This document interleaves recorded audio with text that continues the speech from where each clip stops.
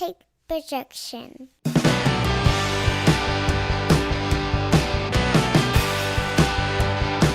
It's Friday morning. You know what that means. It's time for another episode of the Alabama Slam podcast. I'm your host, Corey Hanna. What's going on, guys? It's Patrick Akers. And we are in a fucking car driving down the road, up the road. We are leaving Pensacola on a work trip, heading back to Huntsville sometime mid-morning Thursday. Been down here working the last few days. Didn't get to see Dynamite Tuesday night and do what our original plan was to make our buddy and coworker watch a full wrestling show for the first time and give us his thoughts on it, but we didn't get back to the hotel till about 8:30 that night, and it was in the middle of the Jericho and Dalton Castle match, and so we were like, hey, run down here and watch this last match. It's going to be a banger, and then we'll get to that a little while later. Yeah, but something happened. Yeah, something happened. So we didn't get to do what we originally wanted to do with that, but we might sneak him here for a comment or two later. But let's start off. So we apologize if you hear a lot of extraneous noise. Like I said, we're in a moving vehicle on the highway heading home. But let's talk about some WWE news first for the week. The main things we'll go over some of the honorary Uce, Sami Zayn stuff, and a little bit of Bray Wyatt. But Patrick, go ahead and give us your thoughts on what's happening there. So yeah, I don't know if there's anything from Monday Night Raw we're going to talk about. So going back to SmackDown from last week, Sami Zayn had a great match with Kofi Kingston. So that Sami Zayn honorary Uce Bloodline story continues. The reason I want to talk about it though is because I got on Squared Circle this past week, and someone posed the question like, should Sami Zayn be the one to defeat Roman Reigns at WrestleMania and finally dethrone him from this 2-year reign that he's had as WWE champion? And I was absolutely surprised and downright shocked at the amount of people that were like, oh no, Sami shouldn't be the WWE champion. And I guess I would just ask, why? Like, what is the issue? Like, to me, like, if you were to go back, let's say from October, September of the year right before Daniel Bryan won at WrestleMania 30, how many of those people would have said that Daniel Bryan should be the WWE champion? You know, like, wrestling is fiction, and you can you can do whatever you want. So you can make Sami more of a threat to Roman Reigns, but I mean, that's the story that should be told, right? I don't know. Obviously it might have been Cody Rhodes, but Cody Rhodes got hurt, and so things change. And this Sami Zayn honorary Uce Bloodline story has become the main story. This could be the Kofi Kingston gets his shot from like a few years ago when he got his shot because Mustafa Ali got injured. Yeah. Well, and a lot of people in that Reddit thread were like, oh, Sami Zayn and Kevin Owens should team up to dethrone the Usos. But, I mean, just from a narrative standpoint, Sami Zayn and Jey Uso already don't like each other, right? Yeah. So then it's not fulfilling or rewarding in any kind of sense to just have them fight each other. What's rewarding is to have the relationship come full circle and they join up to help take down a Roman Reigns, right? Because obviously we talked about before, this whole thing, Bloodline, started with Jey Uso and Roman Reigns fighting each other. So why would it not come full circle and have it end that way? And you have Sami Zayn, with the help of Jey Uso, beats Roman Reigns at WrestleMania, and Sami Zayn becomes a WWE champion. Look, that's what I'm looking for as somebody who kind of went away from WWE for a while, and I'm wading in the waters a little bit now, getting back in just a little bit on Friday nights, but nothing would be more fucking boring to me than to see somebody like a fucking Lesnar or Bobby Lashley win over Reigns. I don't want to see that shit. If I want to see anything, I want to see the underdog. I want to see Sami Zayn get in there and fucking turn on Roman and beat his ass. I mean, that is the most compelling thing that they have going right now. Give me the underdog story. Right, and you can get, people are already behind Sami Zayn, and like this idea that like Sami Zayn's not a WWE champion.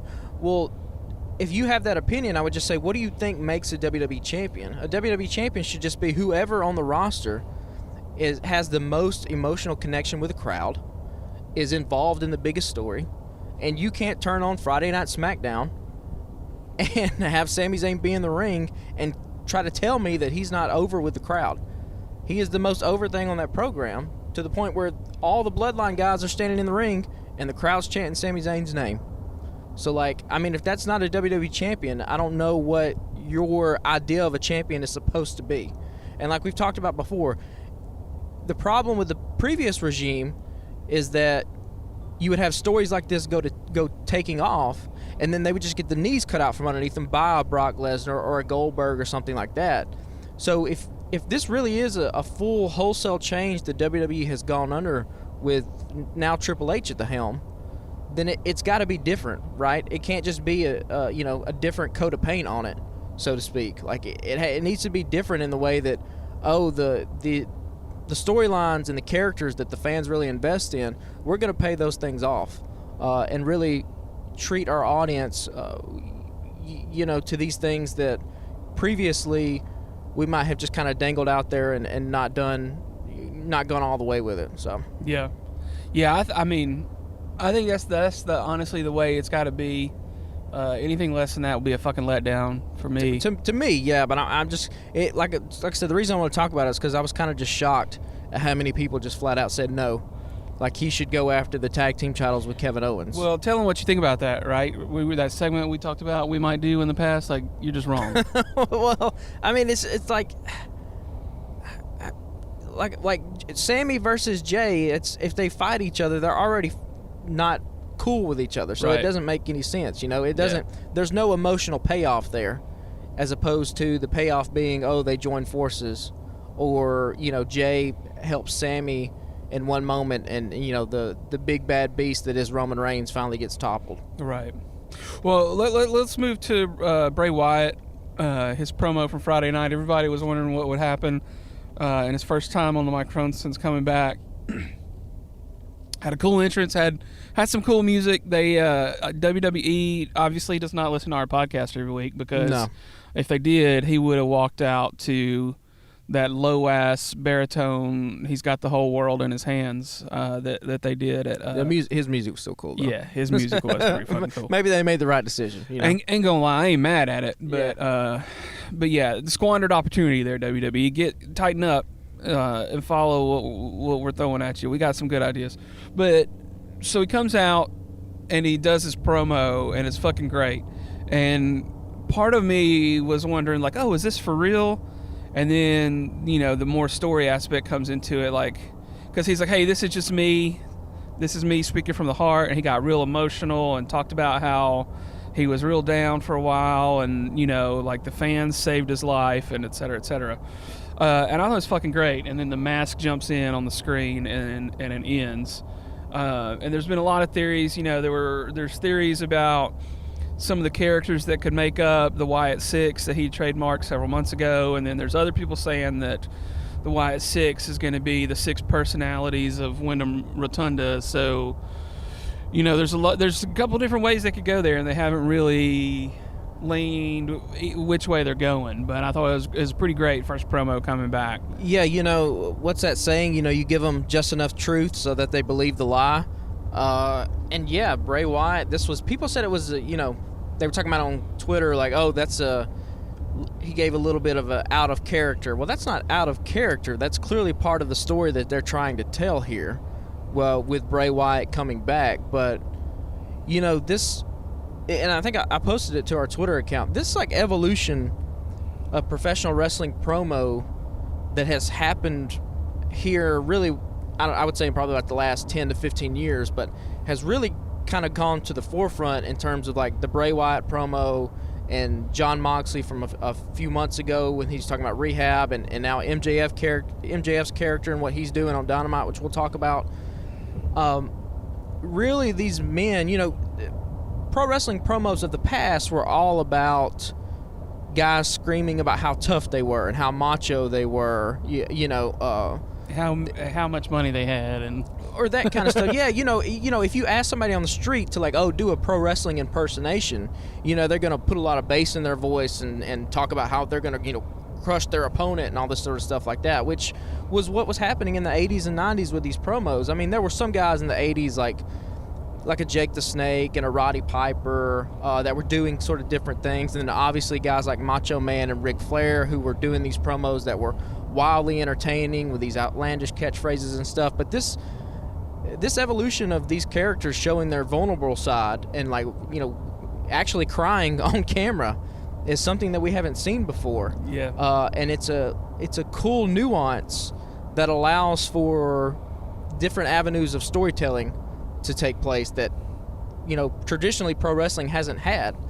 And so Bray Wyatt up there talking about, you know, that this is just me, referencing the person that's behind the character, and then immediately having that cut go up against this character, whoever it is, in a mask, is a hell of a way to tell a pro wrestling story. And it also we'll draw a parallel between it when we start talking about MJF, but like it's letting reality bleed into pro wrestling, right? And we've talked about it before on this podcast. That's when wrestling gets really interesting, when the line between reality and fiction really starts to fade, and you can't tell, is this the person behind the character, is this the character? And that's that kind of space that only pro wrestling can do, and that pro wrestling can really thrive in. So I thought this promo was fantastic. You know, like a lot of things in WWE, we'll see how this plays out, because there's been a lot of start and stop moments with certain stories in WWE in the past. But they have a hell of a thing going right now with him. And, yeah, we'll see what happens. I'm going to assume at some point down the line he's got to actually have some action in the ring, right? Yeah, that's what I was going to say. We don't really have any indication on when his first match will be or who it will be against. Because right now he's feuding with himself. Yeah. Essentially. I assume they'll give us a couple weeks of sort of setup with this, and we'll probably get some sort of idea of what Wyatt 6 will be or what's going to be happening. I assume we'll get a little more tease on Friday evening with SmackDown. Yeah. Also, Rey Mysterio joined SmackDown. Yeah. Yeah. That was cool. I like that, because so many times guys just jump between shows and they give no reason as to why. Yeah. And so the little vignette in the back with Rey Mysterio being like, I can't fight my son, like I want to quit. And Triple H, you know, they motioned into the office, and then later on in the night, you know, Karrion Kross couldn't compete in the 4-way because he was involved in that accident as soon as SmackDown opened, which I'm not totally sure if they ever explained who did it. I don't know if Drew McIntyre did it, or if Karrion Kross was just involved in an accident and Drew McIntyre was like, oh, I'm going to whoop his ass now because he's out here and he's, you know, he's not protected or whatever.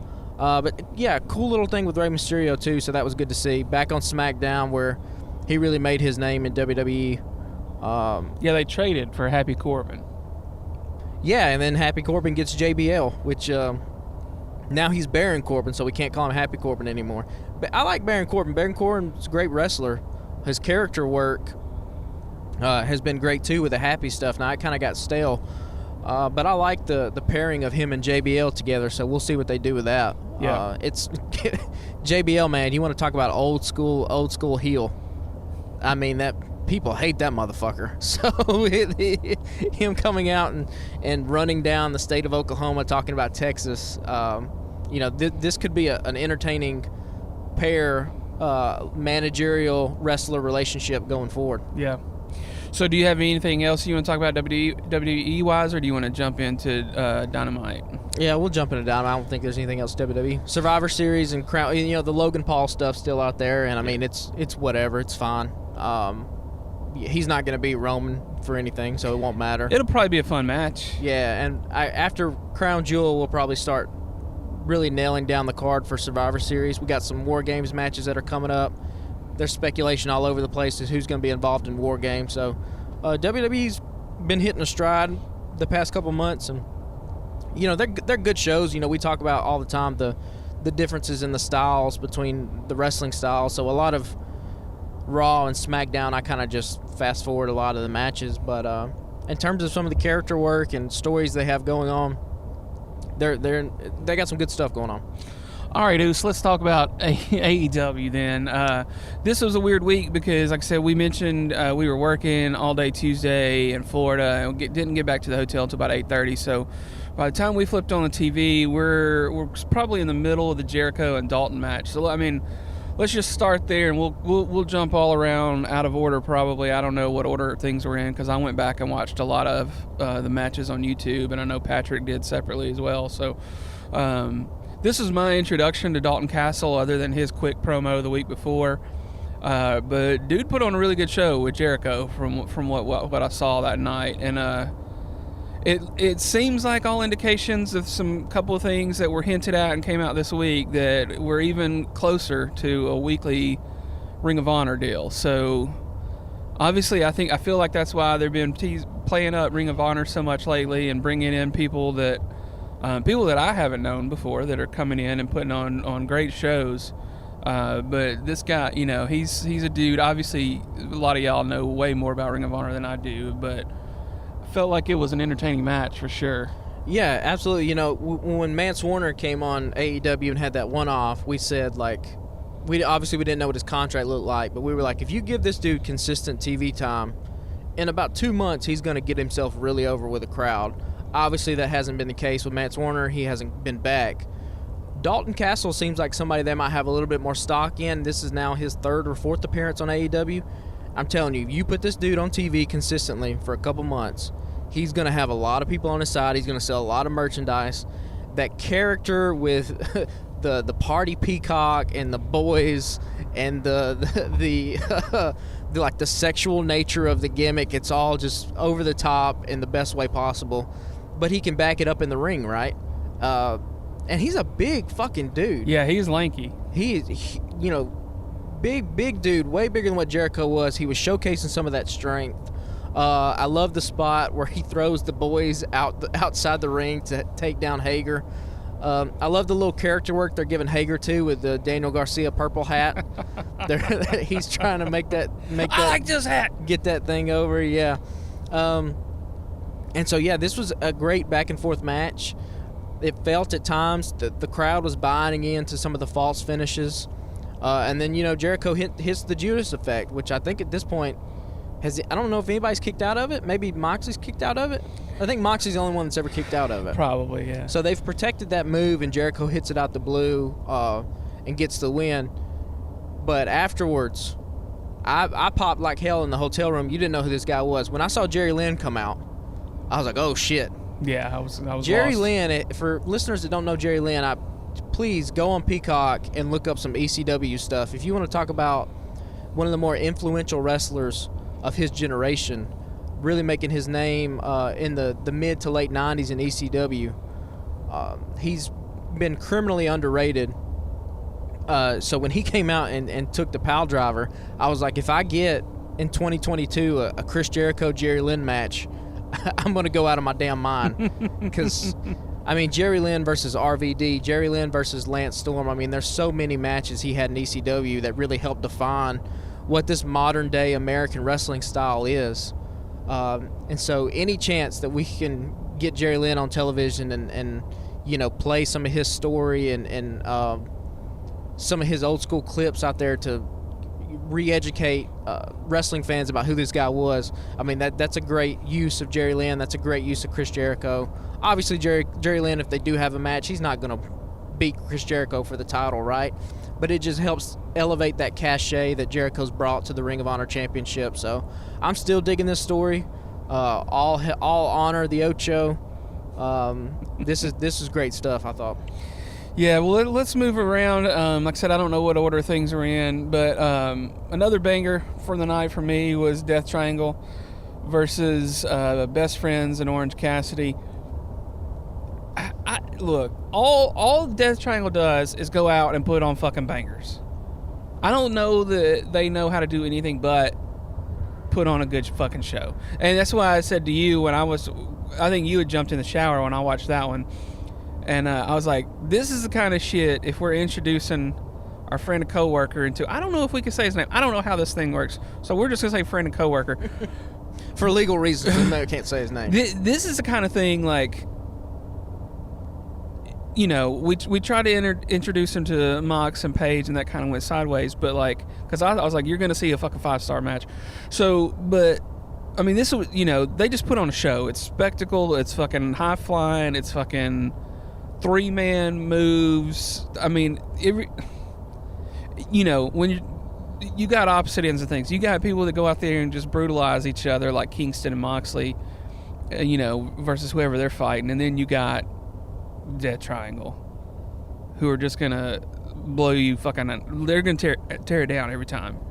Yeah, that's the legacy of Lucha Libre. Lucha Libre is insane and wild and wonderful and chaotic and everything like that. It requires a high level of athleticism. And really, honestly, if we're talking about in the terms of Death Triangle, those aren't three of the most athletic wrestlers in AEW. Those are three of just the best athletes in the world at any kind of sport, right? If you want to talk about it. Yeah. Ray Phoenix's creativity and how he uses the ropes and incorporates that into his offense. You talk about Penta, the same thing with Penta, just the cool gimmick with the mask and the outfits and stuff. And then you talk about Pac. Pac can do it all, right? He's got the submissions. He's got the ground and pound. He's got the athleticism. He could beat the shit out of you, but then he'll also do the fucking 540 fucking splash, Black Arrow or whatever. He looks like $1 million. Yeah. And so the dynamic that they have with, obviously Pac tried to use the hammer again. Ray Phoenix took it out of his hand. So this little dynamic that now has sprung up in Death Triangle, we'll see how they capitalize on that and where that story ends up going. But yeah, just like you said, I mean, it's just a banger of a match. That's what these guys do. These 6 men have amazing chemistry. They've probably wrestled each other tons of times before on the indies, and we know that Pac and Orange Cassidy have amazing chemistry. Yeah, and I feel like Trent's somebody who you could put a belt on at some point. Yeah. Maybe at some point down the line, give him a TNT run or, something. I feel like maybe they could end up with the trios titles at some point. Trent has always been a guy who has kind of just been right there, but something's missing, right? I think we talked about on a couple podcasts ago. Like, there are a lot of guys like that are just, they got a great look. They're great in the ring. They're good on the mic, but just there's a little element that's missing, if you want to call it an it factor or whatever. But I mean, he was in NXT at the same time Seth Rollins was, yeah, right? And so people forget that, and he's always just kind of been right there, but for whatever reason he hasn't gotten himself over to the point to where you could look at him as a champion in any kind of sense. Yeah. Obviously injuries have a lot to do with that. They've derailed his career at kind of pivotal times. So it's unfortunate in that kind of sense, but yeah, I mean, if they find something for him, you can. The look of being a champion is sometimes the hardest part about it, and so he's got that down. He just needs something else. One thing too, I love Orange Cassidy putting the belt in the backpack and walking it to the ring with his backpack on. Genius stuff. I mean, he's so unique. One of one. He's the only, people have said this disparagingly, but he is the mascot of AEW. Like when you look at AEW, like if you were to explain the biggest difference between like AEW and WWE outside of like the in-ring action, you just point to Orange Cassidy and it's like, oh, AEW just does stuff like this. Yeah. You know what I mean? So great stuff all around. Yeah. I love it. So let's go ahead and go to the MJF William Regal promos, plural, I guess. And I told this to you last night, I think. If this plays out the way I think it'll play out, based on the promo from Wednesday, Tuesday rather, I feel like between that and the story that he and CM Punk had earlier this year, like, he's going to be involved in 2 of the best fucking stories from this year. And he is I sent the clip to my son and I was like, you got to fucking watch this. This is like master storytelling happening right here between these 2 guys. It is. He pulled you in. He told you a story. He didn't stumble. He didn't sound fake. So many times with wrestlers, you see the performative aspect of it start to show, right? Guys trying to get catchphrases over, or they're playing a part. There's none of that with him. It feels real. And, I'll double down on this comment again. I've made it before. When it's all said and done, this dude's going to be one of the top 5 greatest wrestlers that ever lived. I'm saying it now. Yeah. The way we talk about Stone Cold and The Rock and Ric Flair, we're going to talk about this guy. It's going to happen. Yeah, and he got emotional, and you could see him breaking down a little bit, like we were talking about with something you wouldn't have seen 20 years ago with guys. Like he got emotional during the Punk story. He cried in the middle of the fucking ring. Yeah. And he almost got there Tuesday night. And when he was telling the story about how he had the tryout with Regal, and Regal called him in his office and was like, "You got 3 minutes to sell yourself to me. Go." And then he said, "I want you to leave here, and every month I want you to send me a promo and a match." And then it sounded like he was setting it up to be like he was getting automated replies, basically, right? Or a reply from an assistant or something, because it was the same wording the first 2 months he got the replies. And then the third month he was like, "Hey, I'm fucking busy. Don't send me anything anymore," right? All right. And I forgot what the last line was, but, it was like, "You're wasting my time," or some shit like that. And then, that's the one that MJF hung on to for so long. And he said he read it every day, and he wanted to kill himself at one point. And, and he's gone, and he's built himself up. And here he is 7 years later. He's 26 years old, and he's a fucking man. And he's one of the best in the world, and, he's just yelling and screaming at this point, and he's not, like, on the verge of tears anymore, and he's like, "I'm a fucking generational talent," and I mean, just reeling you in, like you said, and then Regal turns and was like, "Hey, yeah, that's cool that you did that when you're 19, but I was fucking 16 fighting grown-ass men, and, I had to fight my way up, and this, that, and the other." He's like, "You fucking had it easy, sunshine." Yeah, what made the promo great and what made this segment great is the response from Regal. Because it very easily, like in the hands of a lesser performer than Regal, it falls flat, right? MJF just bodies whoever on the microphone, and then the person tries to respond and they just fall flat on their face. But like Regal turned it around, and his delivery and talking about, like, if that line, like, if an email is all it took to get you here, then you had it easy, sunshine. Yeah.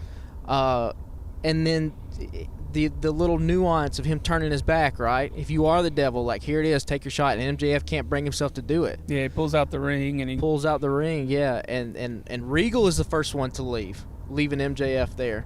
And then, fast forwarding to the end, we'll talk about what happened, but, MJF comes out to, looks like he's cashing the chip, and then finally he rolls out the ring, and we get him on the microphone saying he's going to cash it in at Full Gear. So now we have our Full Gear main event. And then MJF saying, the first time in my miserable life, I'm going to earn it. Like, those are babyface promos. Yeah, man. And we've talked about it. There were rumors coming out this week that, like, MJF he wants to stay heel. He doesn't want to turn babyface. My guy, like, that ain't, like, you're going to be a babyface. I'm sorry. Like, he's too good. Yeah. That's what the crowd is responding to. The crowd is responding in appreciation because... You wouldn't have said, "I'm going to do it. I'm going to earn this one," if you weren't. Yeah, and I mean, even if they try, to pull the rug out from underneath us and have him do something dastardly to beat Mox and go back on his word, I still don't know if the fans are going to boo him, honestly. Because, like I said, he's so good at professional wrestling, that's the thing they're responding to. Yeah. They're showing their appreciation by clapping and cheering because they're like, fuck, this man he's just good. He's too good. He's too good to be a bad guy. I saw another guy this morning on Twitter and was like, MJF isn't playing a character. MJF is fucking MJF. And he's leaned into it for so long, that people will kind of forget that. Like, he doesn't break character, like on Twitter. And when he does, it's for a half second, and then he follows it back up with something different. Like the other night when Hangman got hurt, he was like, "Prayers for Hangman," and then a few hours later, he's like, "Oh, it turns out he's fine. Now I feel like a poor." Yeah, he's great. Like, it's witty. He's funny. He has this ability to draw you in as a storyteller, and like this idea of him being a generational talent, it's not a gimmick. It's not a lie. Like he is. And like we said, I don't care if it's $8 million, if it's $10 million, if it's 15. Sign the check. You can't let him walk. This is 25-year-old Michael Jordan. Yeah. And you got to keep them around. Like, it's that good. So did you see any of the Toni Storm match? I didn't get a chance. Yeah, to Toni watch Storm and Sheeta, both great. Great chemistry between the two. The women's division has slowly picked up steam here, and I feel like enough fans aren't talking about it because we complained about this division for so long, and now we have a lot of cool stuff interesting that's happening, right? We got Britt Baker and Saraya? Yeah. What is it? Saraya. Fuck, that's a complicated-ass name, and we don't know what it is. Saraya. Even Taz was like, Saraya. Yeah, because she said Saraya, and they had to go back and fucking whatever. fix it. They got their story going on, right? Then you have this Jamie Hayter and Britt Baker thing that's happening again. Now we have Riho is back. She came back to a big pop, by the way. So there's a lot of good stuff she's got happening. a match Friday night. Yeah, against Jamie Hayter. So there's a lot of interesting stuff that's happening, and it's kind of picking up steam. And so we'll see how this plays out when Thunder Rosa comes back. You kind of hope that Rosa, isn't like this anchor that just pulls all the steam out of the division, which she could be. We've talked about it before. Her, she's good in the ring, but everything else about her is kind of subpar at best, right? So, but Toni Storm feels more like a champion. This is the kind of stuff she needs, where she gets in a one-on-one match and she beats a lot of capable wrestlers, and that's how you make her feel like a champion. So since I didn't see it, what happened at the end? I'm sure, obviously, she beat Sheeta. So Jamie Hayter and Rebel jumped her from behind, and then Britt came out with a Steelers jersey in Cincinnati, so she got booed. Then Saraya came out. Saraya and Britt brawled to the back, and then Riho came out to make the save and did a crossbody from the top to the outside on Jamie Hayter, and so you had a nice little Sheeta, Toni Storm, Riho reunion there. Yeah, her crossbody's fucking great. It was in the intro, and the show opened for a long ass time. In the little promos right before the show starts, it's fucking amazing. Yeah, that's cool. That should be a banger Friday night with her and Hayter. Yeah, absolutely. Yeah, I don't have to go into detail about how I feel about Jamie Hayter. So, Patrick is very much team Hayter, player Hayter. Yeah, Hayter's gonna hate. They had the quick little backstage promo where Jamie Hayter got a little bit of mic time, which she usually hasn't done during a Britt Baker promo. So, are they testing the waters here to see how she handles having a microphone, because that's a big part of wrestling too. And, she vowed that either her or Britt Baker were going to have gold by the end of this year. So we're in October. Yeah. We're getting close. Tick-tock. Oh, we also had the Nyla Rose and Jade Cargill stuff going in the women's division we hadn't talked about. Oh, I didn't see that. Yeah. Well, did they do anything on the show? Or? Yeah, Jade said she's going to hold up the show Friday night. Oh, that's right. Until she gets her belt back. So that should be interesting. Yeah, Nyla Rose, great Twitter follower if you don't follow her. She's been on top of her game lately. Yeah. Yeah, I think I mentioned last week, I'm usually not a fan of hey, we ran down and stole this belt, so therefore it's mine. I'm like, no, that ain't how that shit works, but she's doing a good job. It's funny as shit. Yeah. I think when you make it fucking funny, then I'm down. Yeah, and she's doing a hell of a job with it. Yeah. So, was there anything else that I missed, or should we get into the Mox and Hangman match? Now let's get into the Mox stuff. Yeah, so I was fucking fired up. Ready for a match, and we were going to show our buddy this match, and we're like, you're in for a fucking treat. And when you get about 10 minutes in and something happens, and I was like, wait a minute, and I look at Patrick and I was like, I don't think this is right. I said, what do you think? And I was like, because I know Patrick's going to know more just by looking at things. And he's like, no, my man's is hurt. He's laying there and something's not right. And then they cut back to it, and there's medical staff in the ring. I was like, oh yeah, no, this is fucked up. This ain't a the ref is trying to figure out what's happening. I was like, he's down. And so they ring the bell, and you could tell Mox was a little shook. And Mox grabs the mic, and he's like, hey, I hope he's okay, but I still got some asses. He went from, he did the little, hey, I hope he's all right, because Mox is a good fucking dude. And then, had to finish with a show, right? Yeah. And then they go to like Taz and them are kind of shook, and then fucking Excalibur starts on a 5-minute promo telling what's coming up Friday and next week. Yeah, which is just, you could tell. Here's where experience comes in, right, for everybody. So, like, you know, we didn't know what Hangman could have broke his neck, right? Yeah. Those are moments we've seen guys like that break their neck. It was very clear when they didn't show anything in the ring for a few minutes that something Right. bad was happening. And so I think, you know, in that moment, like, that's a real life moment that's happening there, and Taz is trying to stay in that moment. And I feel like, you know, maybe some of the inexperience of guys like Tony Khan, you know, not being in this moment like this before, is, you know, trying to just cut and get Excalibur to vamp about the matches. But I would have liked to have seen just stay in that moment on commentary and just tell Taz in his ear, like, hey, just talk about this. Like, Excalibur, y'all be shook up for a couple minutes while we try to figure everything out. Because you just got to book that stuff on the fly, right, when that shit happens. Mm-hmm. Yeah, because there was like 13 minutes left in the show. Yeah, and so you got to feel it. It's a live show. You got to do something.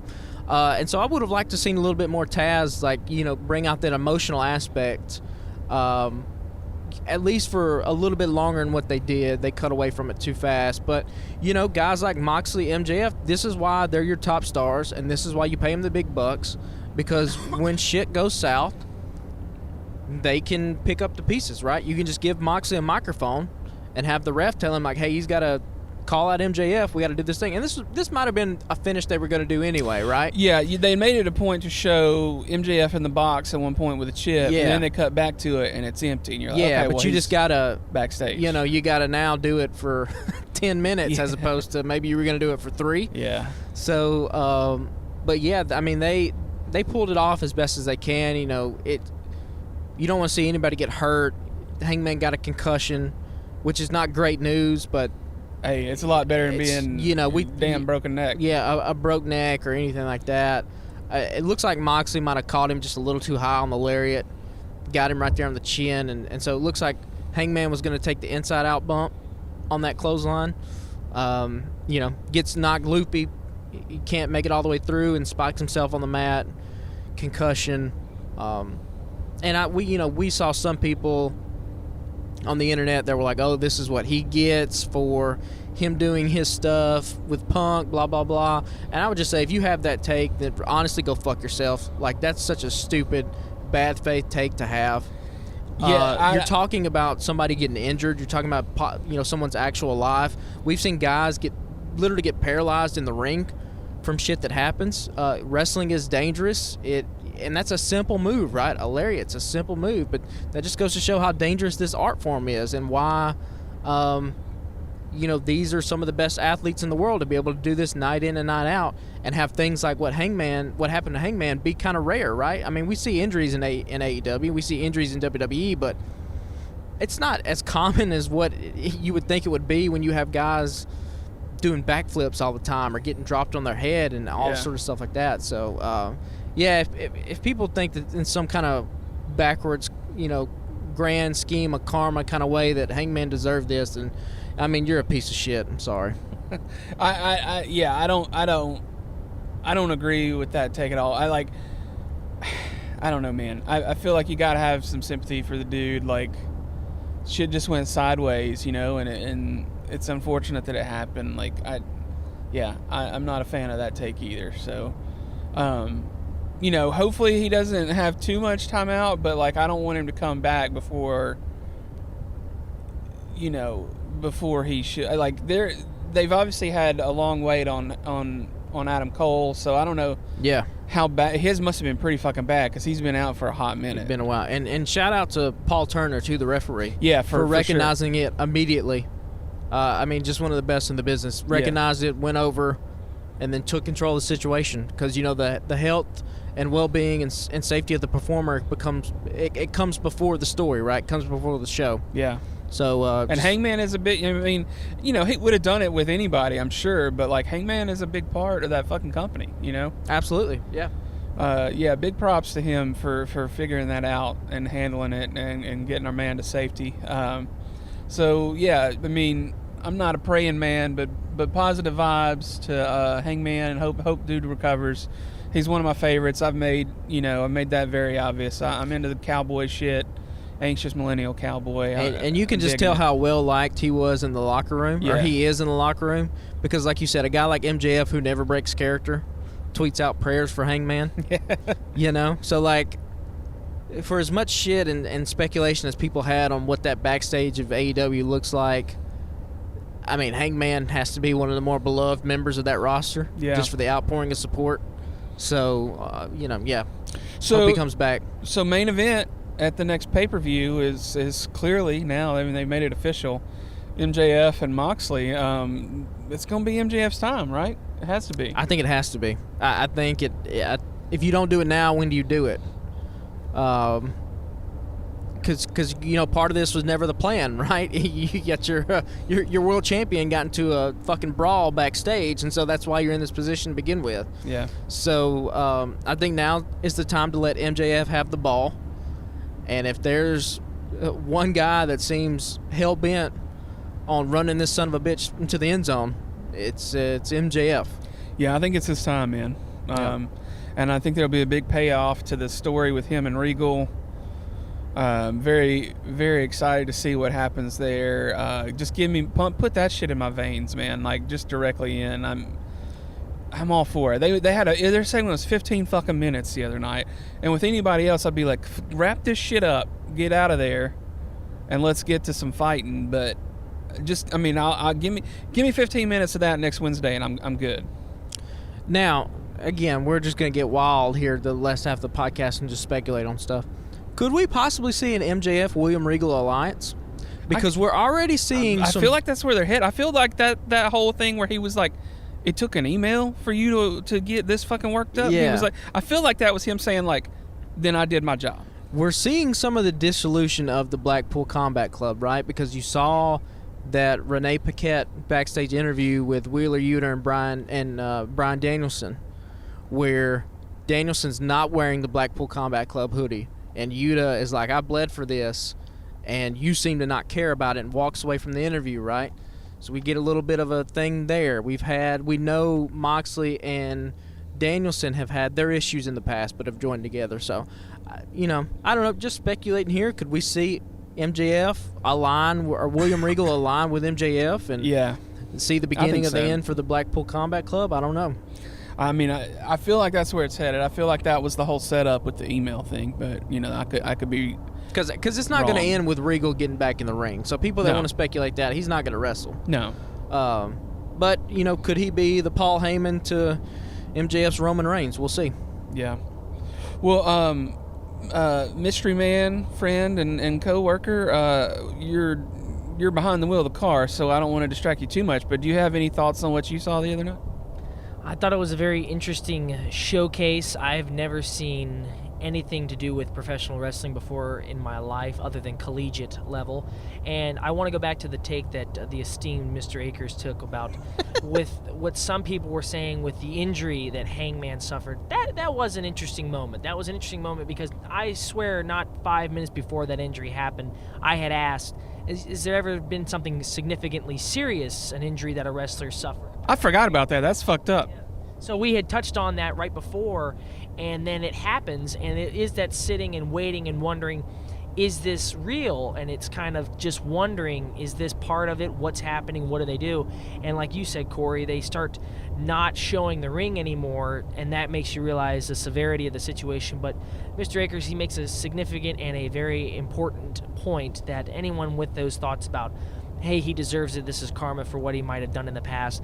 That's just something that someone has that kind of take across any kind of sports platform, which is always a ridiculously stupid take to have because it's not karma, it's injuries that no matter what that person can do, they get injured.